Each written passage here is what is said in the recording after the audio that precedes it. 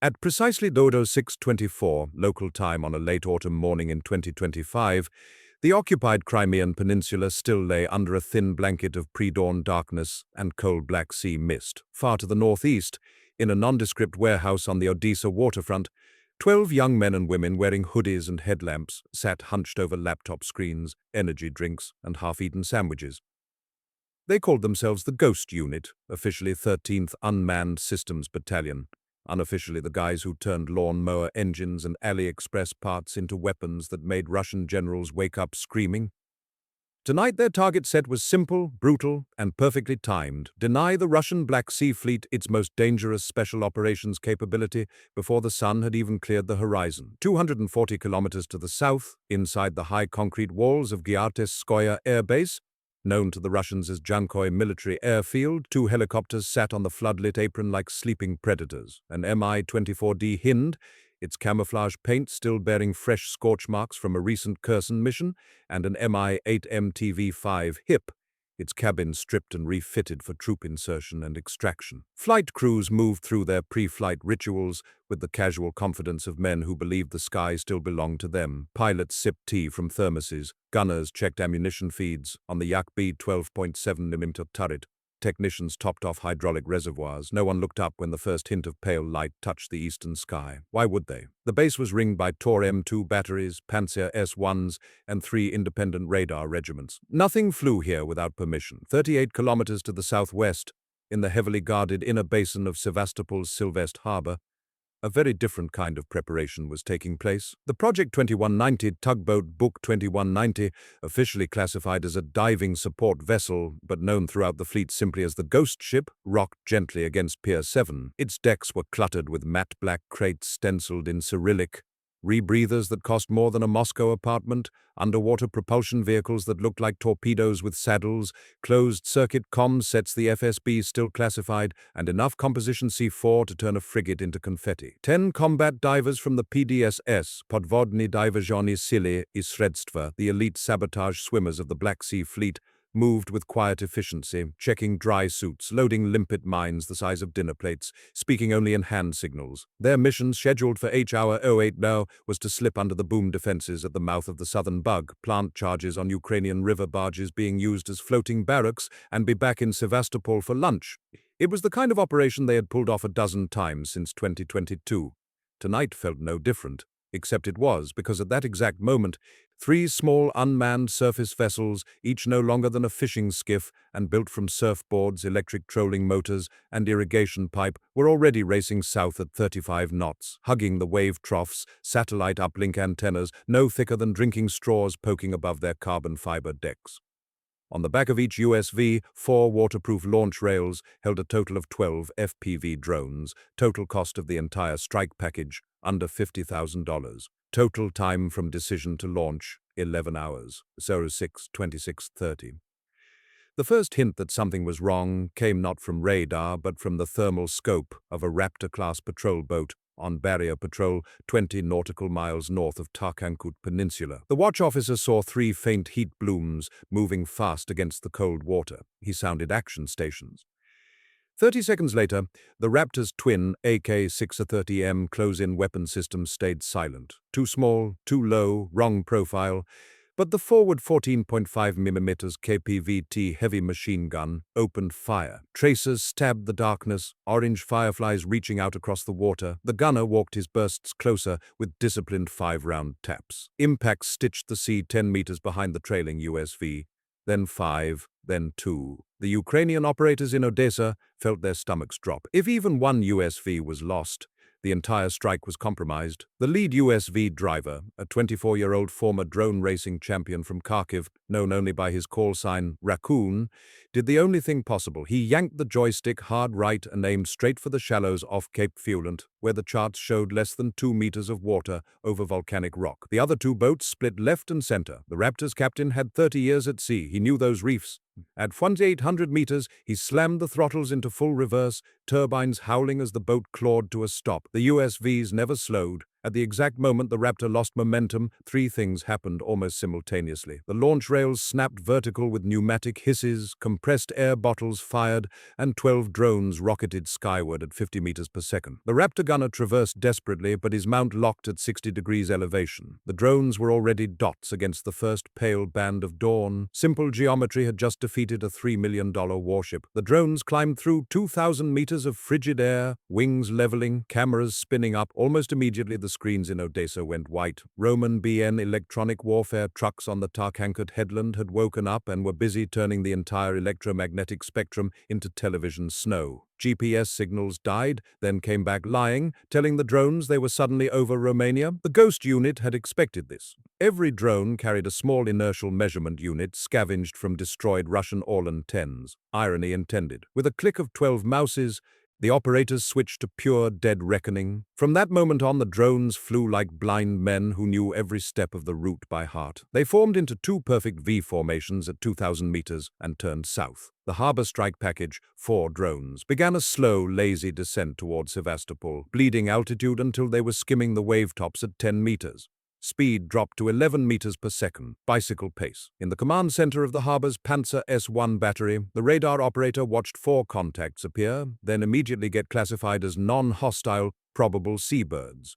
The Pantsir's battle management software had been programmed by men who believed nothing with hostile intent would ever fly that slowly. It was the same logic that once told battleship captains torpedoes couldn't possibly turn. The operator overrode the automatic classification and tried to force a manual lock. The drones, reading the radar emissions, began jinking every 1.8 seconds, left 3 meters, right 5, up 2, down 4, never giving the fire control computer the 3 continuous seconds it needed to calculate a firing solution. Morning fog rolling in from the bay cut optical range to 800 meters. The Pantsir commander swore and reached for the telephone to wake the duty officer. By then the drones were already inside the harbor mouth. They flew between 2 anchored Caracat-class corvettes, using the massive steel hulls as radar shields, dropped to 5 meters above the water, and disappeared into the forest of masts and cranes. A sailor on the destroyer Admiral Essen looked up from his cigarette just in time to see a black cross flash overhead. He shouted, "Too late!" The BUK-2190 tugboat sat broadside to the pier, floodlights illuminating divers passing crates hand to hand. 2 sailors manned the ancient DSHK on the bridge wing. They saw the first drone at 400 meters, a tiny black insect diving almost vertically out of the low cloud. The gun captain yanked the twin triggers. The DSHK roared, muzzle flashes strobing the fog, but the mount's maximum elevation was 60 degrees and the drone was coming in at 80. The gunner fired at ghosts. The drone had already moved 14 meters by the time his brain processed the image and his finger squeezed. The second drone came low from the port quarter, the third from dead ahead, the fourth from the stern. 6 seconds to traverse 180 degrees on a manual mount. 6 seconds is a lifetime when death arrives at 140 kilometers per hour. The first drone struck the bridge windows at 06:30:12. 3 kilograms of oxygen wrapped around a copper liner detonated on impact. The shaped charge performed exactly as designed. A jet of molten metal moving at 8,000 meters per second punched through ballistic glass, consoles, and the captain's chest in a single continuous line. Superheated copper droplets sprayed the compartment like a shotgun blast from hell. The second drone hit exactly on the waterline amidships. The explosion blew a meter-wide hole below the waterline. Black sea water under 1 meter head pressure thundered in at 33,000 gallons per minute. The tug listed 10 degrees, then 20. Crates of million-dollar rebreathers and underwater drones slid across the tilting deck and vanished over the rail with barely a splash. The PDSS commander stood on the pier shouting useless orders as his entire sabotage kit for the next 6 months disappeared into the harbor mud. 30 seconds after the first impact, the BUK-2190 rolled onto its beam ends and settled on the bottom in 12 meters of water, its floodlights still burning under the surface like the eyes of something drowned. 35 kilometers to the northeast, the second strike package, 6 drones, had followed the Simferopol highway at 3 meters altitude using morning commuter trucks as moving radar shields. They flew so low that farmers in roadside cafes looked up in surprise as black shadows flashed overhead between the power lines. At 6:31:14, they reached the outer perimeter fence of Giartes Skoya. The base Tor-M2 battery was already at full combat alert. The harbor strike had triggered every alarm from Yalta to Kerch. But the Tor has a dirty little secret its crews hate to admit. Its radar sweeps in elevation layers, high, medium, low, 4 seconds per cycle. The Ukrainian operators had studied the sweep pattern for months using passive receivers hidden in fishing buoys.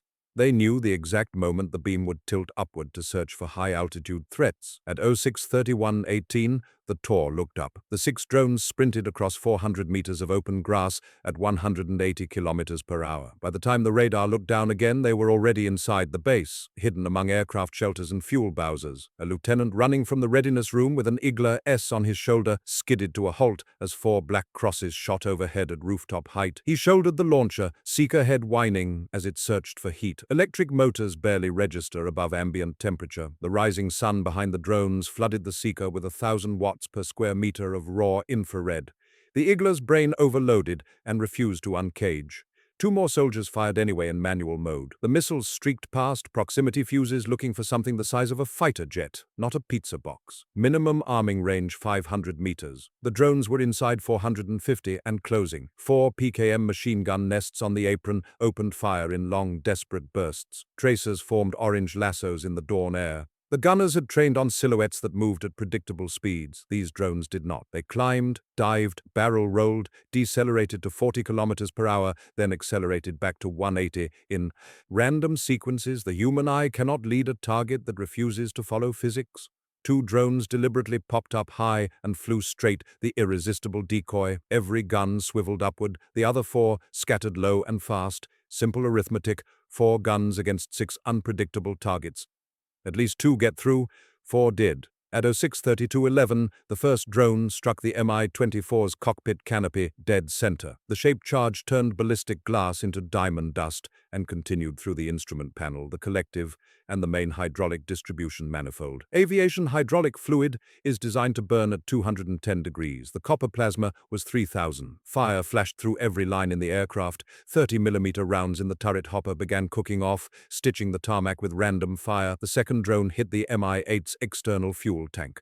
500 liters of JP-8 poured across the concrete and flashed into a lake of blue-white flame. The fire found the Mi-24's main tanks. Secondary explosions rolled across the apron like artillery. By 06:33, the floodlit tarmac was an inferno, bright enough to cast shadows on the clouds. Both helicopters were fused into a single pyre of burning aluminium and magnesium.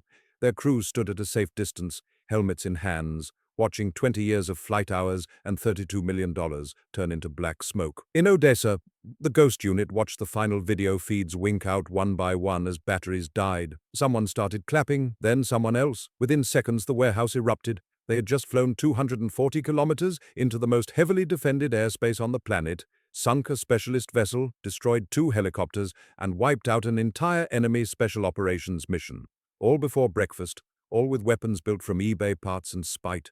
Total losses for Russia that morning: 1 tugboat, 2 helicopters, $10 million in irreplaceable underwater sabotage equipment, and the only planned deep penetration raid into Kherson Oblast for the next 3 months. Total cost to Ukraine: 48 drone airframes, 3 surfboards, 12 lawnmower batteries, and 36 kilograms of homemade explosive.